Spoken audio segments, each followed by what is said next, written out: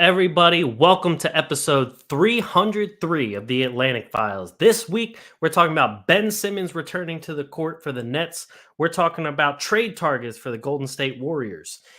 If Joel Embiid is actually ducking Nikola Jokic, and do the Lakers have a huge disparity in free throws this year? We're going to talk about it. Let's get into the new episode. Welcome to the Atlantic Files, where humor and vibes collide. Nets and Sixers, the king of the court. Jokes that hit you one more. Atlantic Division, we own the scene. Comedy, food talk, every routine. Mike Bash, Clausen, Fischbein on the mic, making you laugh every episode right. Game is strong, court to kitchen. We're never wrong. You know what time it is. It's time for the Atlantic Files. What's going on, everybody? Welcome back to the Atlantic Files, the number one podcast on the number one division in the NBA, brought to you by the Underdog Sports Podcast Network. As always, joined by your host, myself, Alex Fischbein, and Dennis, Big Sexy Clausen. What's going on, Dennis? I was set my lineup, my DFS lineup just now, and I feel like I just got caught beaten off from the way I looked. When the camera came on, I was like, It's like, oh, they're looking at me? I mean, yeah, it's I kind of caught myself when I forgot off? what exactly. When I forgot what topics we were doing in the middle of running down the topics. I saw that. I wasn't sure if you were having a stroke or not. I literally mid sentence was just like, oh shit, what was next? By the way, before we get into basketball, I finished watching the Royal Rumble. Okay. You've been keeping up way more than I have. Yeah. Were you surprised by who won the men's Royal Rumble? And were you satisfied with it? I think it was a foregone conclusion that Cody was going to win it. Really? Yeah, I couldn't see anybody else winning, to be honest with you. Maybe with the exception of maybe Gunther. Okay.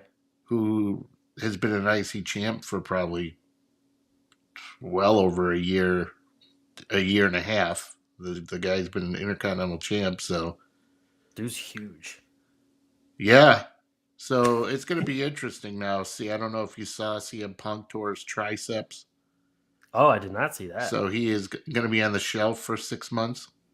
Okay. So that means no Mania for him. So it was supposed to be him and Rollins from what the rumors were saying, but now it looks like it's going to be it'll probably definitely be Cody and Roman unless The Rock came out a couple weeks ago. So who the hell knows what's going to happen around Mania? But it's a good time of the year, so they're keeping us on our toes. True.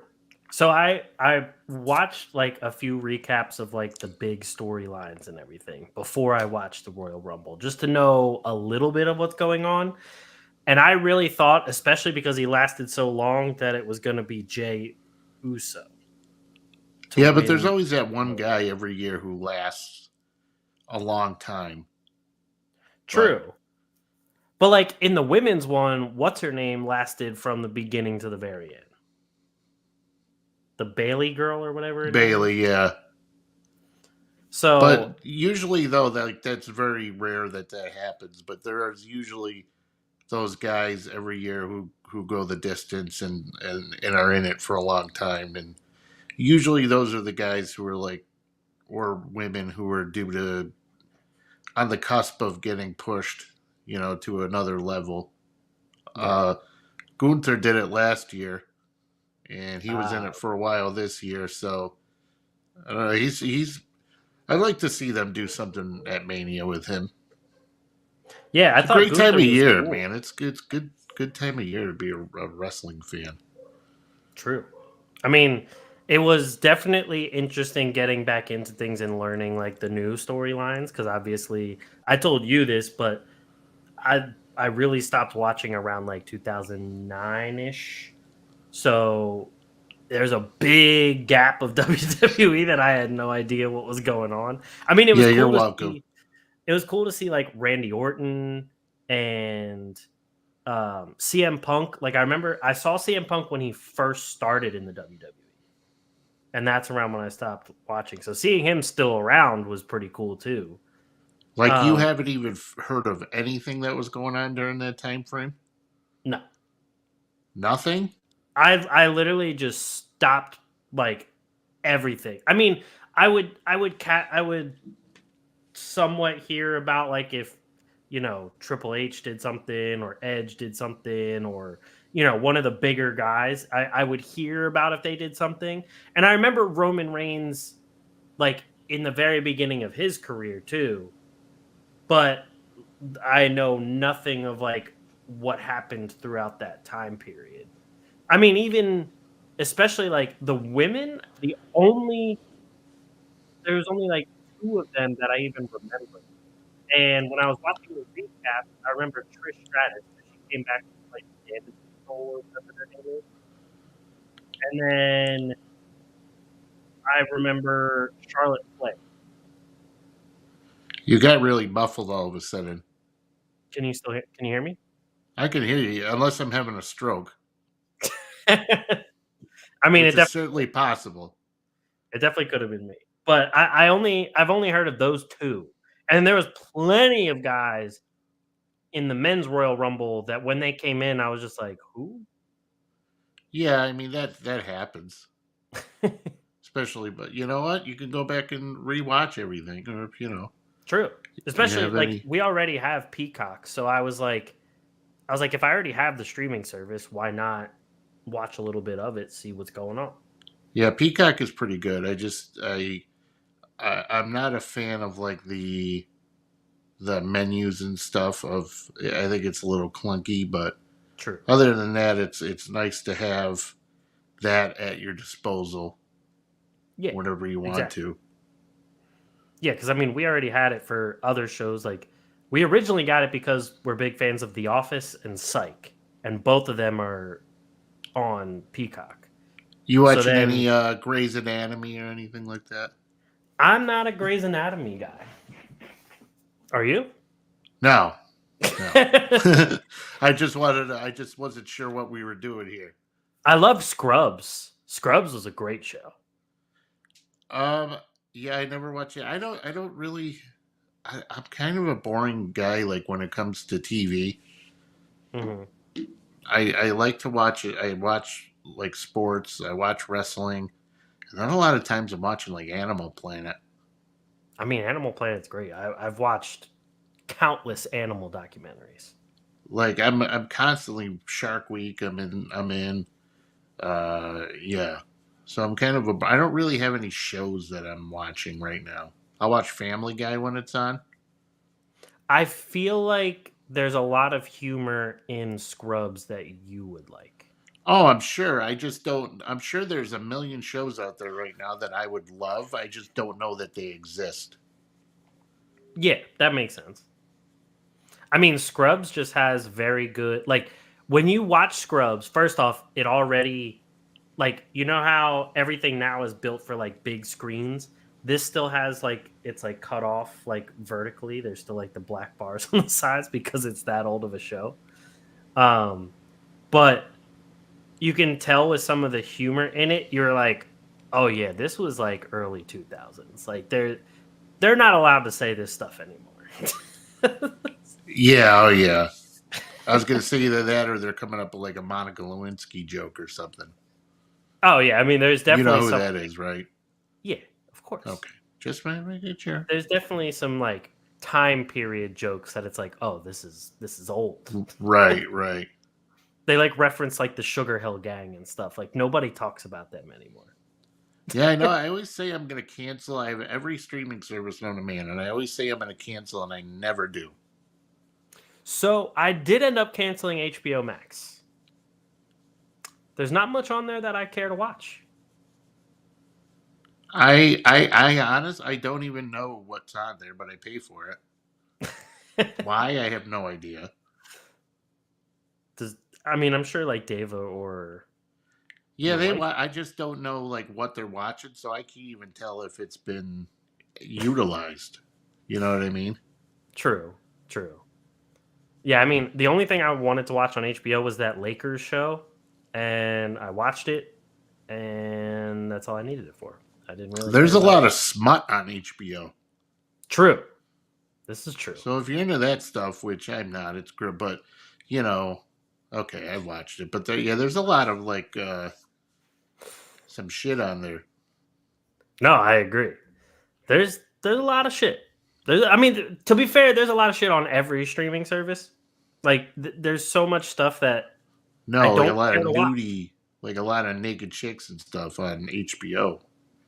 Oh, but I don't think it's on the streaming service. I think it's only if you go to Oh, like. I beg to differ, pal. Oh, I've all right. seen Well, apparently I haven't looked hard enough. it. Well, I'm just I'll point you in the right direction. I just I have Doc Rivers showing me where to go on Twitter. He knows. Exactly. He knows all. A couple of the chicks might have a penis, but that's okay. It's all right. It's all right. But anyway, with that As being long as said, they're hot, who cares? True, exactly. My final thoughts though. I really thought Jey Uso was gonna win that. I do. Cody. Oh, I Rhodes thought we were still talking about trannies.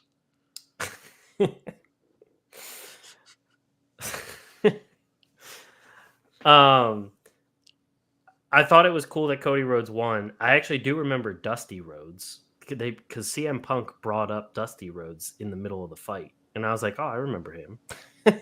Yeah, they do that to get a little sympathy for Cody. Right, right. So yeah, and then Pat McAfee jumping in and then jumping out of the ring was hilarious to me. Right. Yeah, see, that's good stuff. Especially because the 7'3" dude that was in the ring, I was like, holy shit, it's like the great Khali over again. Yeah, he's a fucking monster.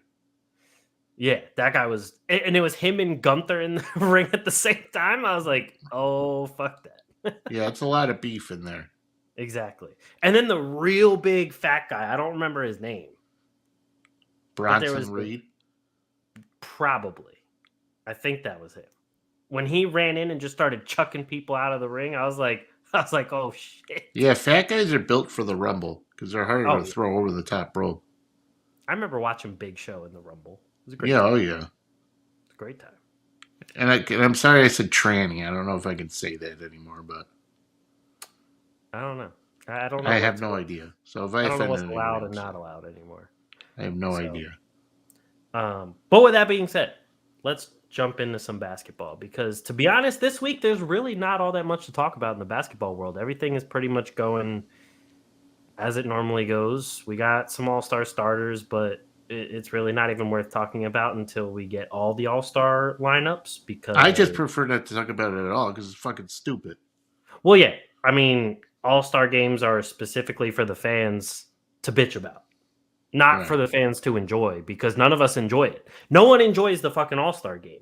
No one enjoys watching 180 to 182 and no competition, and then dunk contests that we've seen time in and time out. Although I will say, the new little addition with Sabrina Ionescu versus Steph Curry in a three-point shootout, cool idea. Yeah, I'm all right with that. But other than that, like, there's not like the 3-point contest still holds up relatively well. Right. Slam dunk contest could just go away because there's nothing more you could do for it. Exactly, unless you introduce like trampolines.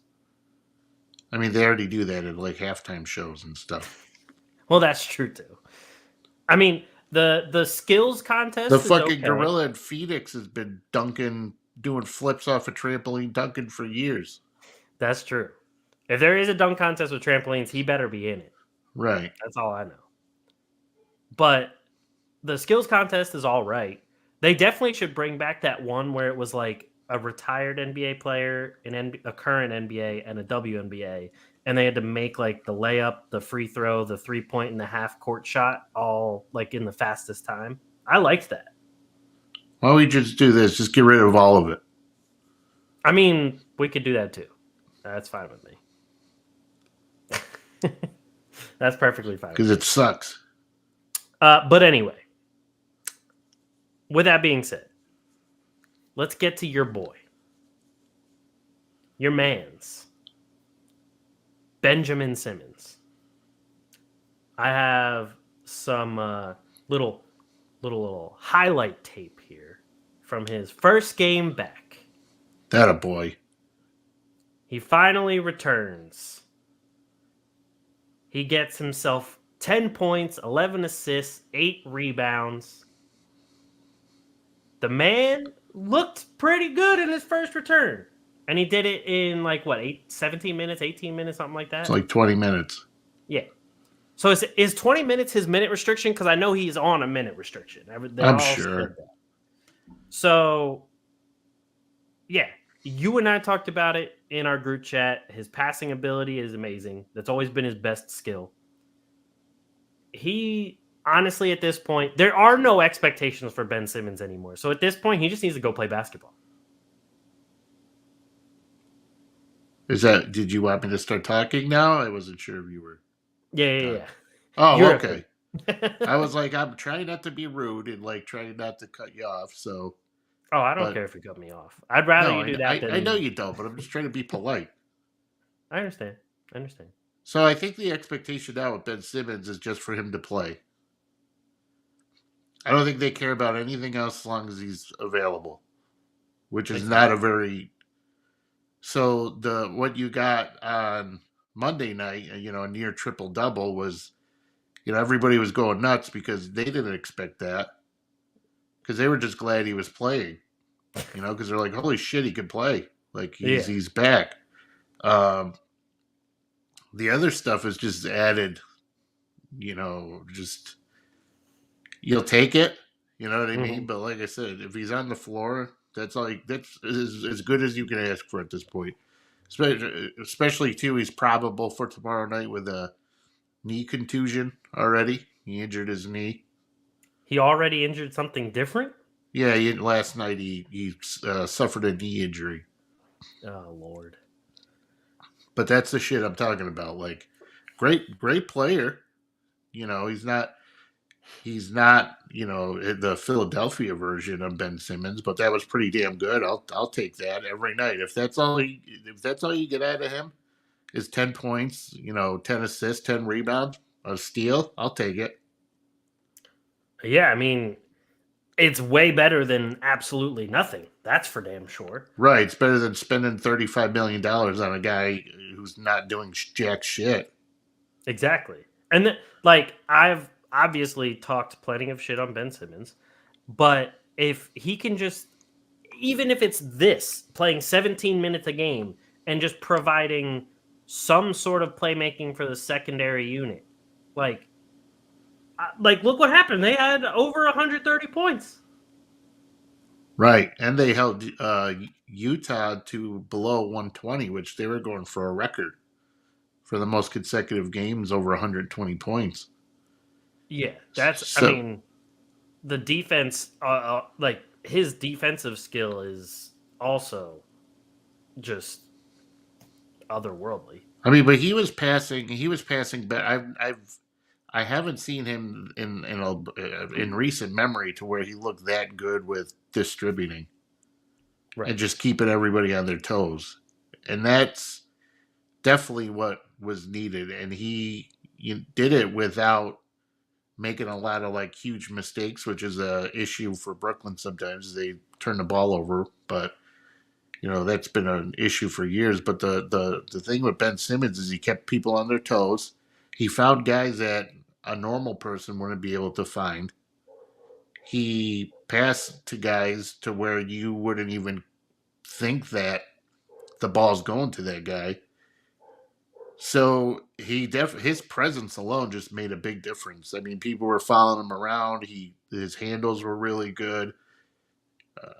They didn't. I don't think anybody was expecting that, to be honest with you. But as long as he could play like that, man, and the Nets have been struggling too, and they looked like a relatively good team.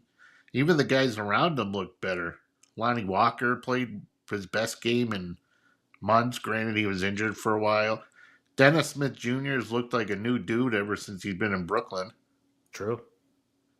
Miles Bridge, Cam Thomas was playing well last night. I mean, so all of these things come together, and yeah, I hope he could just stay on the floor, which would be it'd be huge if he could just stay healthy. I just don't think he could stay healthy. No, yeah. I mean, that's square one is just being able to play. I mean, that was only his 7th game played this season so far. I mean, that's crazy. Yeah, it's not. It doesn't look great for his future, like prospects. And you and I especially always talk about street clothes and people not being able to play. He hasn't even played 60 games since the 2018-19 season, which is technically his sophomore season because he missed his whole rookie season. Well, his real rookie season. Right. So in his first 2 seasons, he played 81 and 79. And then since then, it was 57, 58, missed the whole season of 2021-22, 42 games last season, and now 7 games so far this season. I think he just might be a 20 minutes a night guy. I think he's going to have to be if he wants to preserve his body in any regard. And I don't know why he can't stay healthy. It's not like he's in bad shape. Like I can't put my finger on it to explain why this guy can't stay healthy. I mean, when you look at the guy, he's jacked. He's cut. He's jacked. He's huge. Like tall wise, I mean, like moving around good. He seems like he's in good shape. You know. Exactly. He's always been fast and agile. He's always been he's had great athleticism. I mean, even in this game that he just came back, he still got a fast break and a dunk and everything like that. Like, he looks fine. Obviously, back issues aren't anything to fuck with, but, like, he looks fine. I have no idea. I just don't understand. Like, that back issue was, like, seemingly addressed in the off season. Right. And then for it to just he had come a out. surgery, right? Yeah. And then for it to just pop up again, it's like, okay, well, what's going on here? You know what I mean? Exactly. Because the back issue, supposedly, kept him out the entire year of when he first was traded over to Brooklyn. And then he apparently had some sort of procedure into last season, then hurt it again last season, then had the surgery in the offseason. So at this point, it just sounds like he's almost like, like an Andrew Bynum or somebody like that, where it's like your joints and your back just aren't going to heal much. Mark Williams apparently is going through the same damn thing because nobody has any fucking clue what's going on with him. Yeah, that guy, dude. Who the hell knows? But luckily, Richards has been stepping in, playing well. True. For him. And not that it matters. It's Charlotte. The dude could stay out for all year long, and it's not going to make a difference. True. I just saw a quote from Terry Rozier that was like, Charlotte, everyone is just like okay with losing. But in Miami, like, it's completely different. Nobody wants to lose. Nobody is okay with it, and they always want to win. And I'm like, that says a lot about Charlotte. Yeah, but I mean, have him hang around with Jimmy Butler a little bit longer and see if his attitude stays the same. True. Have him. Too bad Kyle Lowry wasn't still there, because you'd be like, this dude is playing, or you take up a roster spot for Haslam, or you got Haywood Highsmith starting, and yeah. So I wouldn't be like talking like he's in like such a magical place, because it doesn't really sound like. Besides the weather, I don't think Miami's like that appealing. Granted, they're not a horrible team, but still. I was about to say, I mean, they're still more appealing than Charlotte, even with all the injury issues they have. Well, Charlotte's a fucking train wreck. That's not gonna. Actually, the only thing that they have going on right now is that Brandon Miller's playing pretty fucking good. So we'll take True. it. True. If But Miller can keep playing well, then actually, I was gonna say then maybe something can happen, but it's no, Charlotte. it won't. Cody Martin certainly can't stay healthy. Gordon No, Hayward should be traded. PJ at this Washington, point, they're talking about trading. LaMelo Ball, if that dude gets hurt one more time for a lengthy stint, I would trade his ass too. I mean, did he already sign an extension, or is he still on the rookie Yes. contract? No, Oh, he he did. did. He signed. Yeah, it's gonna be hard to get rid of that contract. Especially, I I mean, you could probably woo some teams that aren't that great into taking him on, but it's gonna be rough if he's missing more and more time. Miles Bridges will be gone soon. True. Which is Miles Bridges missed what, an entire season or almost an entire season? He missed all the season. Yes. So missed all last season and came back and missed like the first few games of this season. And he's now played 34 games across this season and last season. And he's already pretty close to how many games LaMelo Ball played combined from this season and last season. Right. And LaMelo Ball didn't. Yeah, LaMelo's played beat 58 anybody. games last season combined with this season so far. Well, I don't know what the fuck's up with his ankles, but this year was a foot, or last year was a foot, and this year is the ankle. I get confused, but I remember he had like 3 bouts of a foot injury last season. Yep. So he came back for like 6 games, and then he like stepped on like the popcorn guy's foot, and then he was out again. I'm like, what the fuck is going on with this guy? I forgot about that one. But there's like, he needs to just go get whatever ankle braces Steph Curry uses. Steph Curry came into the league with the most brittle ankles you can have. That was even on his scouting report, how bad his ankles were. And he's relatively been healthy for the most part and has gone on to win multiple MVPs, championships, everything. Just go get whatever fucking ankle braces he's using. Even if you have to steal them from his locker, just go do it. Well, Brandon Miller, though, like, kudos to him because there's been a lot of times where he's been on the injury report, but he's still played. And there's a couple times this season where he's gotten hurt, and he went back and he was available the next night. So that's a pretty good mentality to have. I had my doubts about Miller, especially after him in the summer league. Right. But he's looking pretty fucking good right now. I mean, maybe he just gives a shit more. Oh, he's certainly. I mean, Wembanyama is, of course, he's in a league of his own, but Brandon Miller certainly looks a hell of a lot better than Scoot does. I can tell you that. That's true. That's very true.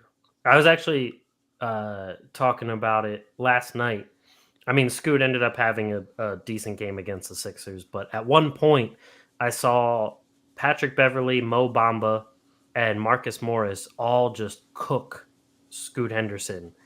And I was like, it's not said enough how talented the NBA is because everyone crowned Scoot Henderson as like the other next big thing after Wembanyama. And I just watched him get cooked by Beverly, Mo Bamba, and Marcus Morris, who weren't even getting any minutes last season. They're barely getting minutes, well, with the exception of Patrick Beverley. Right. So, yeah, I think people tend to forget how good even the end of bench players can be. And if the rookies aren't on the top of their game, like Wembanyama or Chet or Brandon Miller or those guys, then it gets a little dicey. But we were just talking about trading away some of the Hornets and everything. So staying on the trade train here. The Golden State Warriors are looking to add some pieces to finally get out of the cellar of the Western Conference. Right now, they're 12th. Not even in the play-in right now. And they just have not looked good at all. They've been a pretty big train wreck. Their offense isn't... I mean, their offense is still decent. Like, they're averaging 118 points a game, which is, like, a little bit higher than middle of the pack in the West. But their defense is one of the worst, which is not like the Warriors. Usually the Warriors have a very good defense, but they're aging. Draymond Green is not the same defensive stopper he once was. Klay Thompson isn't as quick and agile as he once was. They don't have guys like Andre Iguodala and that actually are playing defense. Gary Payton has been hurt. Gary Payton's also been hurt. They've been putting in some more rookies. Kuminga's not like some defensive stopper. Podziemski is okay, but he's not a defensive prowess type of guy. So the defense has been awful. They're giving up 119 points a game. I think I might have just said that, but which is the third worst in the West. The only two teams worse than them giving up more points are the Utah Jazz and the San Antonio Spurs. Even the Memphis Grizzlies are giving up 7 points fewer per game than the Warriors. And the Grizzlies have to start G League guys because they're too hurt. So who do you think they should target out of all the rumors and everything that have been swirling around? Well, the first thing that they should have never done was trade Jordan Poole for Chris Paul. That's true. I mean, Paul's been hurt for a while now. I don't understand who the hell thought that was a good idea, but it's not. It wasn't a good idea. I know they have a lot of loyalty to Draymond, but Draymond isn't worth what he got re-signed for. I mean, you're going to break Klay Thompson's balls about re-signing him, but you're going to re-sign Draymond Green. It just doesn't make sense. Draymond Green, the guy who gets suspended all the time. The one who punches his own teammate. Punches his own teammate, is hurt constantly. It just doesn't make any sense. So I don't think trading Klay is the way to go. I just think he's just in a really, really, really bad funk right now, which I'm still confident that he can get out of it. Mm-hmm. Draymond Green,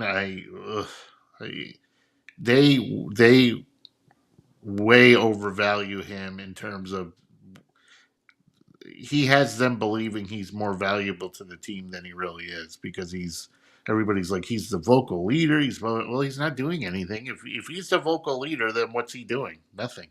Obviously, It's not helping. Right. Chris Paul, dude's never healthy. He wasn't healthy in Phoenix last season. He missed like a month, at least a month, with a ankle thing, I believe it was, he had going on. Campaign was starting for him. Mm-hmm. And Jordan Poole had much more value at the beginning of the season than he has now, to where you could have turned that into something much better than getting Chris Paul back for him. I can tell you that right now. True. So even though Jordan Poole is taking a step back in Washington, since he's been there, I mean, he's had some good games. He's had flashes of the old Jordan Poole, but he's not the same guy he was the season before he signed the extension.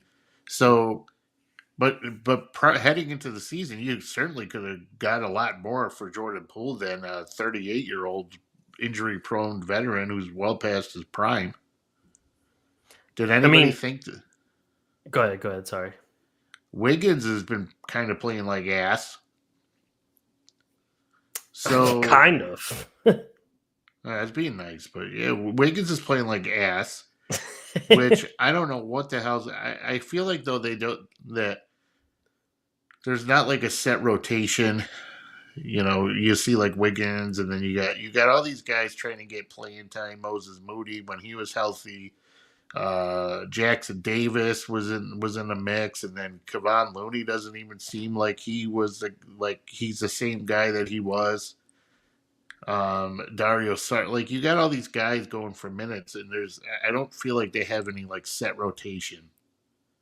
No, I agree. And the whole game plan of let's just let Steph do everything, it's not working, obviously. Especially, he's 35. Like, I know Steph is a great player. He's an all-time great.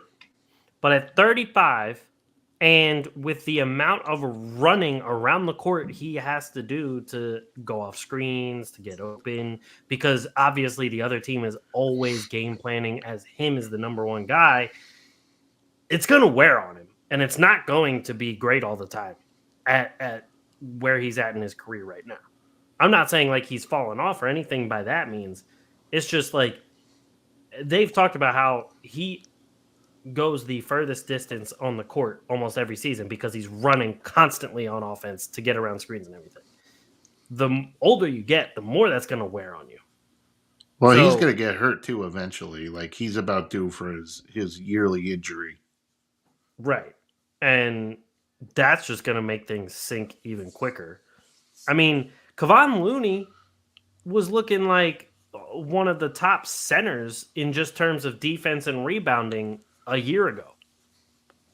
Kevon Looney was a big piece to this team, and now he's receiving fewer minutes per game than last year. I think he's at his lowest. Yeah, he's at his lowest since the 2020 season. Which I don't understand. I don't either. The last 2 seasons, he played all 82 games, playing 23 and 21 minutes a game. And last year was close to 10 rebounds, 7 points a game, was even getting up towards 1 block a game. But this year, only 19.8 minutes a game. Like, for what? Just because they have Dario Saric playing a little bit more? But, and don't get me wrong, I'm a big fan of Dario. But I feel like, especially for defensive purposes, I'd rather have Looney on the floor than Dario. Oh, for sure. Just a bigger body and bigger everything and better rebounder. So, yeah, I mean, I don't think there's going to be anybody, though, who's in the market for Chris Paul, and I don't think there's anybody who's in the market for Klay Thompson. So, nope. Well, the Sixers could be on the market for Klay Thompson. Well, if anybody's going to have a market, it'll be Klay Thompson, of course. Yes. But then, when you think about who are the Sixers going to trade? Tobias Harris? They'd have to trade Tobias Harris, and I don't know if that would be a good way to go. It would definitely be. It would definitely be difficult. It would probably be Tobias Harris plus one other bench player and maybe a pick or something. And the bench player, I guess you could either go with Covington or Marcus Morris or one of those guys. Whatever. Korkmaz. Korkmaz can at least shoot, so maybe they go Korkmaz. A little bit of a ball handler, a little bit of a shooter, but at the same time, you're still not getting any defense. Tobias doesn't play great defense. He's average, but he's not great. Korkmaz definitely doesn't play fucking defense. So you're still kind of going back to square one in terms of, because Kuminga too. Kuminga has shown he can score, but he's not a rebounder, and you're playing him mostly at power forward. He's not a big body. His defense isn't great. So, maybe you could get something for Moses Moody and Kuminga. Trace Jackson Davis, you probably could get something for, especially from one of the tanking teams. However, if you're the Warriors and you see your team aging like this, do you really want to trade away a young, promising player just in case it doesn't work out? I think they at least should just give it to the end of the season, see if they can turn it around, and then if not, just reassess where they're at. This whole notion of teams need to make moves ahead of the deadline is a little blown out of proportion. Yeah, And I feel like we always talk about how this trade deadline is going to be crazy with all these moves, and then nothing happens. Right. So it is what it is. I think this trade deadline, though, will be busier than it has been in a couple of years. Okay. Because if you look at the signings that were made in the offseason, they were made knowing that these guys were going to get traded. That's a good point. I mean, I could definitely see the Sixers, especially making a trade. Now that they've been playing these last stretch of games without Maxey and Embiid, I could see the Sixers making a deal, especially just to shore up their lineup, especially in games that they do have to miss. So that's just one example, but I could definitely see things happening like that. Just get rid of DeAnthony Melton. No. You got to keep DeAnthony Melton. Melton's my boy. You can't get rid of DeAnthony. All right, well, you know. He's part of the defense there. He hasn't been part of anything lately. Well, no, he's been part of the bench, but right. He's been one with the bench. Speaking of the Sixers, though, Joel Embiid misses another game in Denver. God. And everyone... Will you stop it? Everyone has been ripping him for it. Oh, they have. Everyone's been ripping him for it. He hasn't played a game in Denver since 2019. And we watched him put together a great game and get the win against Jokic in Philly. He's done that for a couple seasons now. He's put up a really good game against Jokic in Philly and then did not play in Denver. He was originally listed, not even on the injury report before their game in Denver, and then popped up as questionable and then was ruled out shortly thereafter. So a lot of people in Denver are talking about, oh, he's ducking Jokic, he's scared, he's this, he's that. Here's my thing. If you're a Jokic lover or a Denver fan, you can't have it both ways. And by both ways, what I'm saying is saying that the regular season doesn't mean shit and he needs to prove it in the postseason, and also getting upset that Joel Embiid doesn't show up in a regular season game against Denver in Denver. Because if you're saying the regular season doesn't mean shit, why do you care if he plays in Denver? Why do you give a fuck if he does well or doesn't do well in a regular season game in Denver? If you're also coming up and saying, oh, well, Embiid had this one good game against Jokic, but that doesn't mean shit because he doesn't have a finals MVP or a finals. So you can't have it both ways. You got to pick one of those to be mad about. Otherwise, you're just contradicting yourself, and I think you sound like a fucking asshole. Yeah. I don't think Embiid is ducking Jokic. I just think Embiid just doesn't know how to play all the time. I mean, to be honest, I just think he isn't in shape enough to play in the high altitude. Hey, I mean, honestly, it's good. It's a thing. But here's the thing. Yeah. Like, we go from, does Embiid own, Embiid owns Jokic, to, is Embiid ducking Jokic? So what is it? Right. I agree. I don't think Embiid sat that game out just to sit it out, because of Jokic. He just sat it out because that's who he is. I mean, he sat out the game right after it, too. And he's questionable for tonight's game as well. I mean, we're talking about a guy he might not win MVP because he's not going to play enough games. Exactly. If he sits out tonight's game, I'm pretty sure he can only miss like 3 or 4 more games until he is disqualified from regular season awards. I don't think he cares. Well, he has said that he doesn't care about the MVP anymore, and he wants the championship. He has said that. And also, I will also say, Embiid and Jokic have talked very highly of each other this entire time with this whole thing. And the feud is only against Jokic and Embiid fans. Technically, more Jokic fans have been upset about this whole thing way more than Embiid fans. But, at least from my point of view. But the two of them really have no like like rivalry or anything. They both respect each other, and that's that.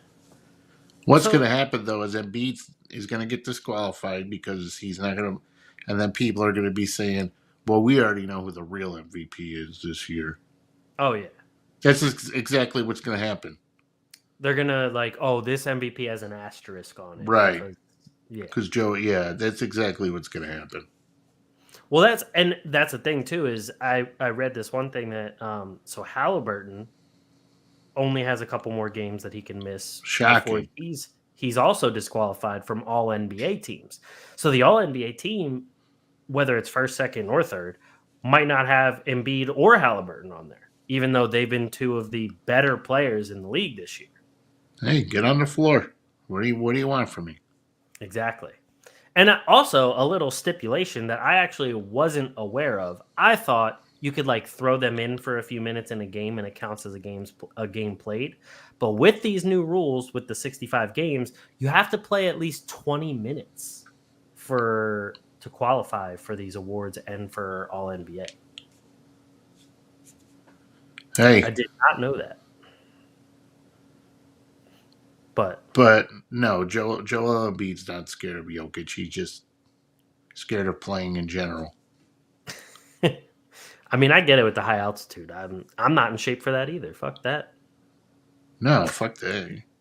I'm not in shape for any altitude. Not even below sea level. Shit. No. So that moves us to our last topic of the night. People have been catching on to the fact that the Lakers seem to be highly favorited by refs and free throw disparity. So here's something I got on Threads. One of the people from NBA Threads here, Bone Storm. Shout out Bone Storm, you're awesome.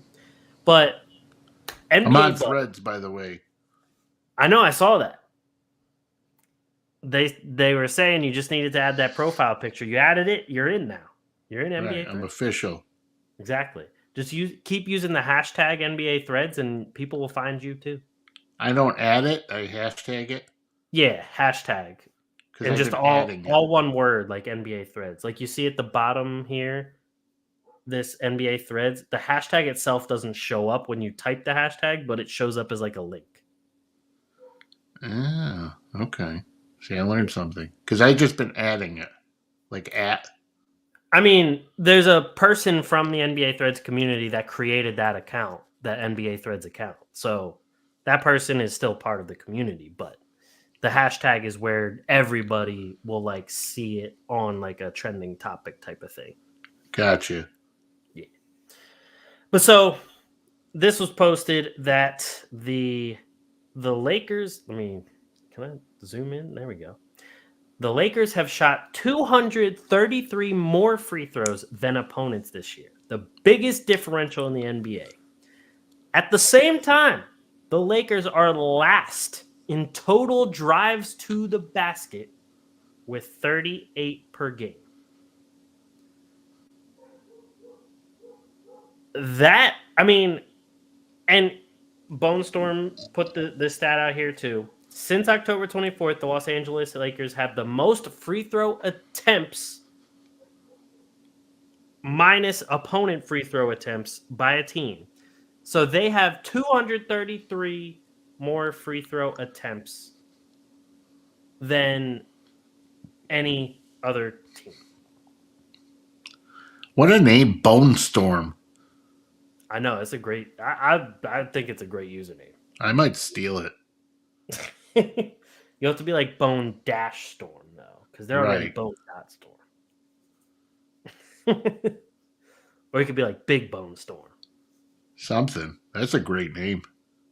Sexy. Anything with the name Bone in it is good. True. But so I don't know if you remember. I don't. No offense, Bone Storm. I'm sure you're a nice guy. Sure you pay taxes and you're just an upstanding citizen. Maybe it's true. Well, apparently it's true because he's got the stats to support it. Right. Bone Storm, it doesn't matter though, because the Lakers suck. Obviously, it's not helping them win any games.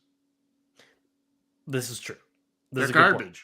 So what is there? There's always been favoritism of LeBron. Oh yeah, because he's a golden boy. But at the end of the day, it doesn't matter because the Lakers are trash. The Lakers are garbage. But my favorite thing about this whole thing was earlier in the year when LeBron and the Lakers talked about how the refs are making terrible calls, the refs aren't doing this, the refs aren't doing that. And then there was that whole picture of him like pointing at the replay screen because like he thought he shot a 3, but the ref said it wasn't a 3. Yet you're getting way more free throws than any other fucking team. Even like coaches have gone to the press conference bitching about the free throw disparity. I think Steve Kerr just did it a couple nights ago from the Warriors-Lakers game. Like, again, it's not helping. So it doesn't matter. It's not helping.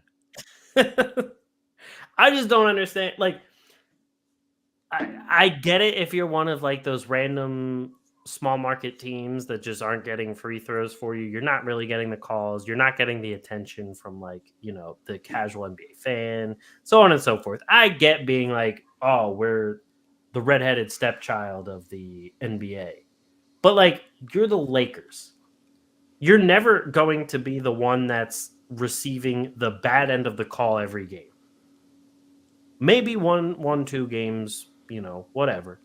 But you're never going to be that team all the time.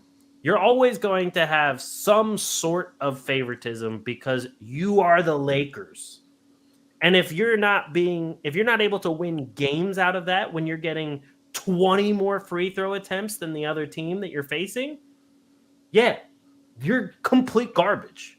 I'm more concerned though of the fact that LeBron got that hard, quote unquote hard foul he took from Dylan Brooks. And LeBron's like 6'10", 6'11", but yet he laid on the court like he just got knocked out in the UFC. I'm like, can we stop with the theatrics here? Like it's embarrassing. Like Embiid flops for sure, but LeBron acts like he got shot. Right. He's one of the biggest guys in the league, yet he's on the court like getting hit by Dylan Brooks. Exactly. As if he hasn't lasted 20 seasons in the greatest shape of any NBA player ever. Right. It's embarrassing. But yes, I appreciate it. Bone Storm, great job. Real great stat. I really like it. However, it doesn't matter because the Lakers still suck. Yeah, still garbage. You can get all the free throws you want apparently and still not turn it into anything. Right. Because I mean, what? Right now they're barely above the Warriors, I think, right? They blow. Yeah, they suck. Yeah, they're currently in 9th place in the West. They are about 2.5 games above the Warriors, and the Warriors have stunk. Right. So, not really sure what's going on there. But if I were DeJounte Murray and they were like, "I'm going to trade you to the Lakers," I'd be like, "I'll retire. You trade me, I'm retiring because I will not go there." Trade me to Charlotte instead. Fuck that. For real. DeJounte Murray for LaMelo Ball. I mean, good for Charlotte. I'll take it. Would LaMelo Ball fit with Trae Young? No, but that would be like 40 3-point attempts a game between just the two of them. I mean, LaMelo Ball just has to fit his ass in the court and stay healthy. Yeah. No, I agree. I think someone needs to come up with like Kevlar ankle braces and just throw them on him. Speaking of that, we didn't touch on the All-Star team, but I want to say it's a travesty that Damian Lillard is starting for the East. Tyrese Maxey should have been starting over him. Trae Young should have been starting over him. And Brunson. certainly Jalen Brunson. We got 3 guys who should have been starting over Damian Lillard. Fans have way too much pull in this, and it's absolutely a joke. Get rid of the fan voting. It's a joke. Or if they are dead set on keeping the fan voting, at least make the 3 categories even percentages. Make them 33% for each one. Correct. Fans have way too much power. Yeah. Because, there was somebody that was voted up near, the top 2 in fan vote, but in, player and coaches vote, they were, at 7. I forget who it was, but it's just, I understand fans have their favorites, but, and also, no disrespect to Derek White, but I'm not trying to go watch Derek White in an All-Star game. I would take it any day of the week, to be honest with you. I mean, if we were getting a true game, a real game where they're actually competing, I would love to see Derek White. But if it's going to be whatever the garbage is now, and it's just these guys putting on crazy plays, Derek White probably wouldn't even want to. That time when Kawhi Leonard was nah, I'll stay on the bench. He's I'm good. Exactly. Derek White would probably do the same thing. Kawhi's I can't even play in the regular season. What the hell makes you think I want to play in the All-Star game?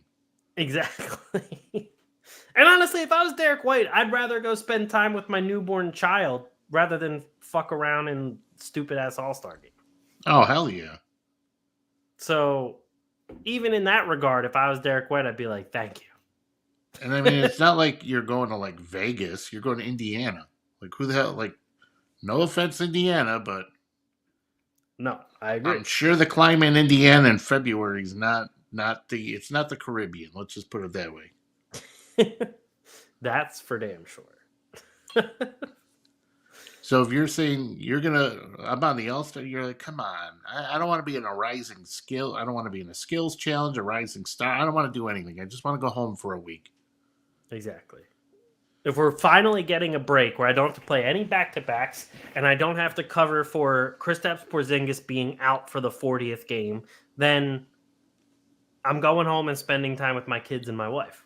Right. I don't want to go to Indiana. Exactly. Leave me the fuck out of this. Now, if you said Miami, Vegas, fucking LA, Houston, San Antonio, Los Angeles, Orlando. Something. Perfect. Sign me up. Indiana? Even Phoenix. What All-Star games in Milwaukee in the middle of February. No, I'm good. No thanks. Yeah, no, I'm all right. I'm good. And that's even from a guy who's playing in Boston. Even if I was playing in Boston, I'd be nah, fuck that. I'd rather just stay in Boston. Right. I'd rather just be miserable home than I would be miserable in Indiana. Right. Playing in a game that means nothing. Everyone plays like it means nothing. And the fans don't even care about it anymore. Right. Nobody gives a fuck. Exactly. On that note, that is all for us this week, unless you have anything else to get off your chest. No, tired. Yeah, I'm starving, and I can smell the garlic bread that was freshly baked because we have lasagna tonight. Ooh. I'm about to go fuck that up.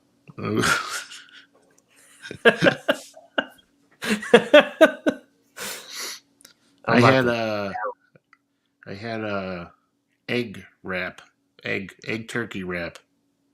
I mean, that sounds good still. Trying to increase my protein intake. I've been doing a lot of, you got to eat more protein. You'll get more energy. That makes sense. It hasn't worked, I can tell you that. Oh. I was about to say, have you got more energy? No, 0.